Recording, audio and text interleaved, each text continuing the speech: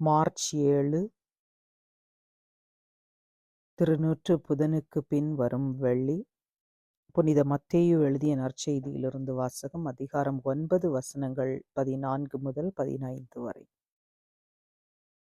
யோவானின் சீடர் இயேசுவிடம் வந்து, நாங்களும் பரிசேயரும் அதிகமாக நோன்பிருக்க உம்முடைய சீடர்கள் ஏன் நோன்பிருப்பதில்லை என்றனர். அதற்கு இயேசு அவர்களை நோக்கி, மணமகன் தங்களோடு இருக்கும் வரை மணவிருந்தினர் துக்கம் கொண்டாட முடியுமா? மணமகன் அவர்களை விட்டு பிரிய வேண்டிய காலம் வரும், அப்போது அவர்களும் நோன்பிருப்பார்கள் என்றார். இது கிறிஸ்து வழங்கும் நற்செய்தி. கிறிஸ்துவே உமக்கு புகழ். சிந்தனை. பொதுவாக கிராமப்புறங்களில் வெளியில் சென்றுவிட்டு வீட்டிற்குள்ளே வருகின்ற போது நம்முடைய கால்களை கழுவி விட்டு வரும் பழக்கம் இருந்தது. காரணம், அழுக்கை அகற்ற.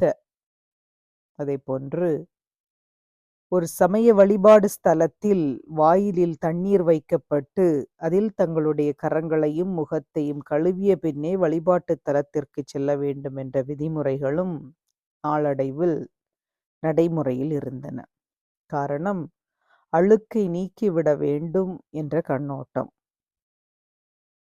இத்தகைய ஒரு கண்ணோட்டத்தை தான் நோன்பு என்று இன்றைய நற்செய்தி வாசகத்தில் குறிப்பிடப்படுகின்றது. நோன்பு என்பது நம் அழுக்கை அகற்றி ஆண்டவனை அடைய உருவாக்கப்பட்ட ஒன்று.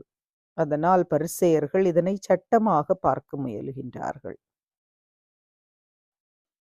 இந்த நோன்பு பற்றிய மோதலில் யூதர்கள் பழைய சம்பிரதாயங்கள், பழக்க வழக்கங்கள் போன்றவற்றை தவிர்த்து புதிய இறையாட்சி மதிப்பீடுகளை ஏற்கும் மனநிலை அவர்களிடம் இல்லை என்பதை சுட்டிக்காட்டுகின்றார்.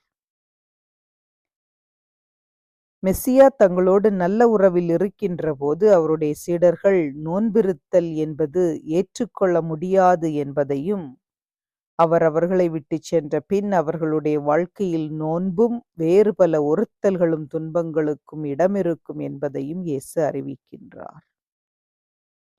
அப்போது தங்கள் வாழ்வில் உள்ள அழுக்கை அகற்ற நோன்பிருப்பார்கள் என்ற வாதத்தையும் இயேசு முன்வைக்கின்றார். நாம் இன்று மேற்கொள்ளுகின்ற நோன்பு எவ்வாறு இருக்கின்றது? மற்றவர்களின் பார்வையை பெறக்கூடிய நோன்பாக இருக்கின்றதா, அல்லது என் அழுக்கை அகற்றக்கூடிய நோன்பாக இருக்கின்றதா? கேட்டு பார்ப்போம். பழையதை விடாமல் பிடிக்கின்றேனா, அல்லது புதிய இறையாட்சி மதிப்பீடுகளை நான் பின்பற்ற முனைகின்றேனா? அன்பு ஆண்டவரே, உம்மை போற்றி புகழ்ந்து ஆராதிக்கின்றோம் அப்பா. எங்களுடைய நோன்பும் இதர தவ முயற்சிகளும் உமக்கு ஏற்றவையாக அமைவதாக. எங்களை நோன்பிருக்க அழைப்பதற்காக நன்றி கூறுகின்றோம் அப்பா. நாங்கள் தளரா மனதுடன் நோன்பை மேற்கொள்ள எங்களுக்கு அருள் தாரும். எங்கள் நோன்பு எப்போதும் உமக்குகந்ததாக அமைவதாக. உமக்கு மாட்சி அளிப்பதாக. உமக்கே புகழ், உமக்கே மாட்சி, உமக்கே நன்றி. ஆமென்.